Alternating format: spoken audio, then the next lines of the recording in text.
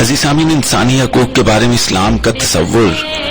بنیادی طور پر بنی نوع انسان کے احترام، وقار اور مساوات پر مبنی ہے۔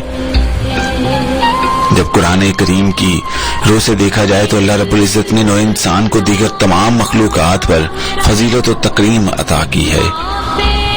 قرآن کریم میں شرف انسانیت واضح کر دیا گیا ہے کہ تخلیق آدم کے وقت ہی اللہ تعالیٰ نے فرشتوں کو حضرت آدم علیہ السلام کو سجدہ کرنے کا حکم دیا،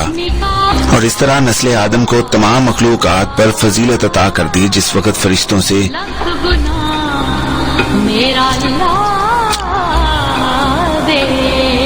عزیزان، قرآن کریم میں اللہ پاک نے بڑے خوبصورت انداز سے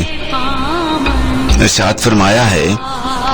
اور بے شک ہم نے بنی آدم کو عزت بخشی اور ہم نے اس کو خشکی اور تری میں سوار کیا،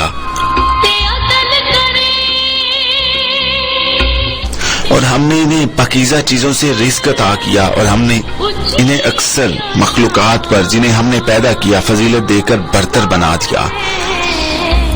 اللہ پاک نے قرآن کریم میں کتنی نعمتوں کا ساتھ ذکر کیا ہے، اور ساتھ یہ بات واضح کی ہے کہ انسان کو اللہ نے عزت عطا کی ہے تمام مخلوقات پر،